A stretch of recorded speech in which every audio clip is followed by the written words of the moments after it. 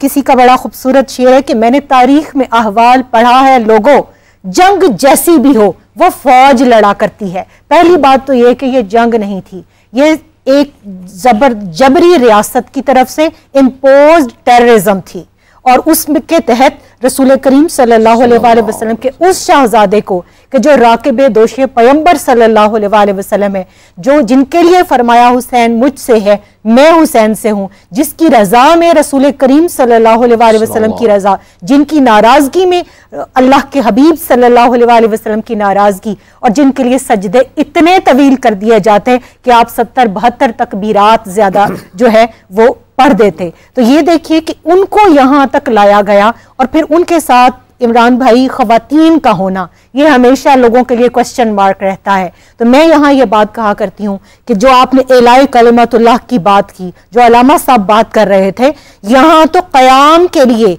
मुख्तलिफ लोग खुरूज का लफ्ज इस्तेमाल करते हैं, वो इस बारगाह के शायान शान ही नहीं है। मैं तो समझती हूँ उनको कुतुब से भी निकाल देना चाहिए।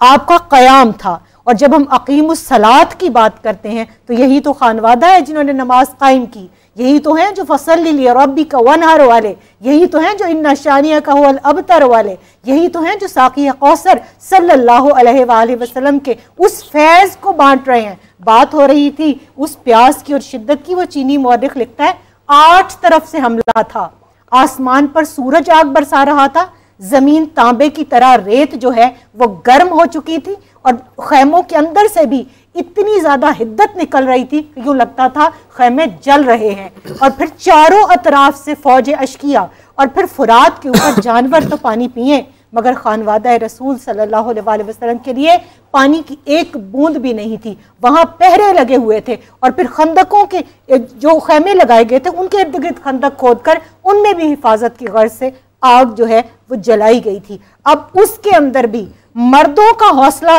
वराउल वरा। लेकिन मैं ये बात कहती हूँ कि अगर आप 9 मुहर्रमुल हराम के खुतबात को उठा लें, अगर आप इमाम अली मकाम अलैहिस्सलाम की वसीयतों को उठा लें, अगर आप मुखद्दरात इस्मत के हौसले को उससे कंपेयर करें, तो जहाँ मर्दों का पित्ता पानी हो जाता है ना, वहाँ मुखद्दरात करबला मुझे उस अजीमत के उस मकाम पर और उस औज पर नजर आती हैं कि फिर मैं ये समझती हूँ कि उन्होंने सब्र को और उन्होंने इस्तकामत को मेराज तक पहुँचा दिया। अब उनके अंदर सैयदा रुबाब सलामुल्लाह अलैहा मौजूद है, इमाम अली मकाम अलैहिस्सलाम की महबूब ज़ौजा, उनकी गोद में सैयदा सकीना जिनकी उम्र अनवर 4-5 साल से ज्यादा नहीं है, 6 माह के सैयदना अली अस्कर अलैहिस्सलाम है। आप देखिए सैयदना इमाम बाकिर अलैहिस्सलाम वहां मौजूद है, सैयदना इमाम ज़ैनुल आबिदीन अलैहिस्सलाम बीमार हैं, सैयदा उम्मे फरवा अपनी कुल पूंजी लेकर जो सैयदना इमाम हसन अलैहिस्सलाम की बेवा है वो यहाँ सैयदना कासिम और उनके भाइयों के साथ मौजूद हैं, और वो वसीयत नामा भी अपने बेटे के बाजू पर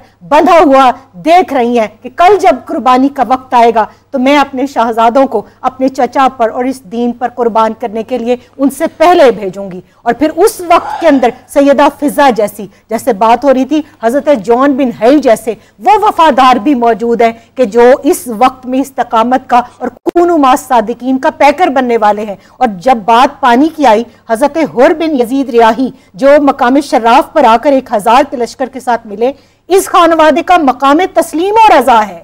ये अगर एड़ियां क्या इशारा करते तो फुरात इनके पास आता। वहां जब वो लोग आए हैं तो उनकी जुबानें बाहर आ रही थी गर्मी से, उनके जानवरों का बुरा हाल था, वो करीबुल मर्ग थे। इमाम अली मकाम अलैहिस्सलाम ने खुतबा इरशाद फरमाया, आने का मकसद पूछा, जब कहा कि मुझे ये लेटर देकर, ये ऑर्डर्स, स्टेट के ऑर्डर्स देकर भेजा गया है कि आपको मैं जहां पाऊं लकोदक सहरा में रोक लूं और आपको इब्ने ज़ियाद के दरबार में लेकर जाऊं, वहां पर आप अलैहिस्सलाम ने क्या किया, अपने तमाम काफिले से कहा जितना पानी है निकाल दो। और कितना काफिला था इमरान भाई, 100 लोग, 150 लोग, तारीख ने 145 से ज्यादा रिकॉर्ड नहीं किए, वहां तक तो शायद 92 भी नहीं थे। लेकिन उस वक्त के अंदर उनके पास क्या इतना पानी कहां से आया कि उन्होंने 1000 अफराद को भी पिला दिया, उन्होंने घोड़ों को भी पिलाया, ऊंटों को भी पिलाया, उनके सुमा पर भी डाला। और आखिरी शख्स अली बिन तमहान कहता है कि मैं 1000 में आखिरी था। इमाम अली मकाम अलैहिस्सलाम मेरे पास जब तशरीफ लाए तो मैं करीबुल मर्ग था, मुझे मुश्कीज़े का मुंह भी नजर नहीं आ रहा था। इमाम अली मकाम अलैहिस्सलाम ने खुद मुश्कीज़ा उठाया और अपने दस्ते मुबारक से मुझे पानी पिलाया। और उस वक्त के अंदर अंदर जब आपने हुर से पूछा, जनाब हुर अलैहिस्सलाम से कि तुम किस मकसद से आए हो, तो कहा आपको लेकर जाना। आपने फरमाया तेरी माँ तुझ पर रोए। कुर्बान जाइए जनाब हुर की उस अदब के ऊपर कि जो बारगाह सैयदा कौनैन का अदब किया। एक जुमला बोला, इतना कहा कि इमाम अली मकाम अलैहिस्सलाम, आप तो ये बात कह सकते हैं, मगर आपकी वालिदा शहजादी कौनैन बदा तुम मिन्नी का जो दर्जा रखती हैं, जो रसूल करीम सल्लल्लाहु अलैहि वसल्लम के जिगर का टुकड़ा है, उनका अदब ये है कि मैं उनके बारे में ऐसी कोई बात नहीं कह सकता। आपके अलावा कोई और सरदार अरब होता तो मैं उसको इसी तरह पलट कर जवाब देता। अब यहाँ से इमरान भाई जो असबाब मिलते हैं वो क्या कि वो जुमला बचाया गया था। आज की रात सैयदा कौनैन उसकी जजा देने वाली है। आज की रात हजरत हुर कभी जन्नत की तरफ तो कभी दोज़ख की तरफ, उनका ईमान और उनके जो अंदर का बातिन है, वो जो उनका पाक बातिन था, पाक रूह थी, वो अंदर से उनको इंसिस्ट कर रही थी कि जाओ अभी भी तौबा कर लो। और अमर बिन साद 4000 का लश्कर लेकर मौजूद था, पहुंच चुका था। ये वो रात थी, फैसले की रात, जो आरामा साहब बात कर रहे थे। मोहलत मांगी नहीं थी, मोहलत दी थी, क्योंकि ये कासिम जन्नत है, ये जन्नत के नौजवानों के सरदार हैं। ये चाहते नहीं थे कि मेरे नाना का कोई उम्मती दोज़ख में जाए। मोहलत दी थी, मोहलत मांगी नहीं थी, मोहलत दी थी मुफ्ती साहब। और जिस तरह से अभी अल्लामा साहब ने बयान फरमाया, फिर प्रोफेसर साहबा ने अपने ख्यालात का इज़हार फरमाया तारीखी हवालों से, और सिर्फ मुस्लिम तारीख नानी नहीं है, और दुनिया के मुख्तलिफ मज़ाहिब से ताल्लुक़ रखने वाले जो लोग हैं उन्होंने भी इस पर अपने अपने अंदाज़ में खराज अक़ीदत पेश किया है इमाम हुसैन रज़ी अल्लाह ताला अन्हु उनके असहाब को। बिस्मिल्लाहिर्रहमानिर्रहीम, अल्लाहुम्मा सल्ली व सल्लिम व बारिक अला सय्यिदिना व मौलाना मुहम्मदिन व अला आलिहि व सहबिहि व बारिक व सल्लिम। बहुत शुक्रिया हाफिज़ साहब। और यकीनन हज़रत इमाम हुसैन रज़ी अल्लाह ताला अन्हु, आपका वो मिशन जब कोई भी बंदा उसको पढ़ता है, कोई भी मुताला करता है, तो वो ये कहने पर मजबूर हो जाता है कि हज़रत इमाम अली मकाम इमाम हुसैन रज़ी अल्लाह ताला अन्हु, आपका मकसद वही हक़ है।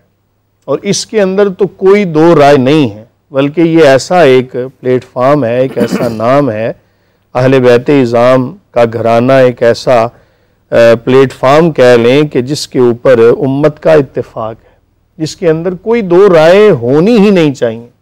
हज़रत सैयदना इमाम हुसैन रज़ी अल्लाह ताला अन्हु, आपका मकसद क्या है? दीन का हिया है। और दीन का हिया कैसे मुमकिन है कि अल्लाह के बंदों को अल्लाह ताला से जोड़ा जाए। मैं एक हदीस पेश करता हूँ। हुज़ूर नबी करीम सल्लल्लाहु अलैहि वसल्लम का फरमान, जिसका मफ़हूम है कि अल्लाह ताला से मोहब्बत करो कि वो तुम्हें रिज़्क़ अता फरमाता है, वो तुम्हें ग़िज़ा देता है, तुम्हारी ज़रूरियात को पूरा फरमाता है, हर चीज़ उसने ही अता फरमाई। अल्लाह से मोहब्बत करो। फिर फरमाया कि अल्लाह ताला की मोहब्बत की वजह से मुझसे मोहब्बत करो, और मेरी मोहब्बत की वजह से मेरी अहले बैत से मोहब्बत करो। गोया ये तरतीब बताई जा रही है कि तुमने अगर अल्लाह ताला की मोहब्बत तक पहुंचना है तो ये रस्ते हैं उसके, इस रस्ते पे आ जाओ।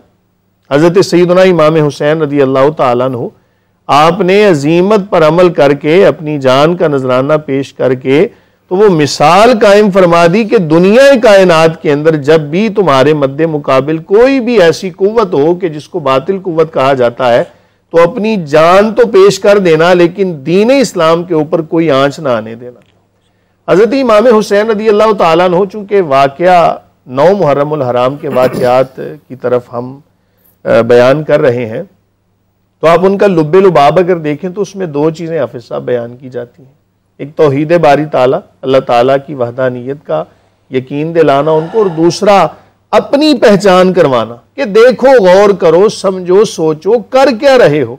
तुम्हारे आंखों के ऊपर ये कौन सी ऐसी पट्टी बन गई, कौन सी ऐसी दुनिया की मोहब्बत तुम्हारे ऊपर गालिब आ गई। वो रसूलुल्लाह सल्लल्लाहु अलैहि वसल्लम का फरमान भी तुम्हें याद नहीं रहा कि दुनिया की मोहब्बत हर बुराई की जड़ है, और तुम दुनिया की मोहब्बत के अंदर इतने गर्क होते चले जा रहे हो। करीम आका अलैहिस्सलातु वस्सलाम ने फरमाया था, जिसका मफहूम है कि मुझे मेरी उम्मत से शिरक का खौफ नहीं है। खौफ किस चीज का है? कि तुम दुनिया के अंदर गर्क होते नजर आ रहे हो। और ये दुनिया के अंदर गर्क होने की जो सबसे बड़ी मिसाल आले रसूल सल्लल्लाहु अलैहि वसल्लम, उनके खून से अपने हाथों को रंगना, इससे बढ़ के और कौन सी मिसाल आपको मिलती है? क्या ये कोई हुकूमत की जंग थी। अल्लाह ताला मुआफ़ फरमाए। कैसी लोग बातें करते हैं। मैं तो ऐसे बंदों की सोच के ऊपर हैरान हूँ कि हज़रत इमाम हुसैन हैं कौन?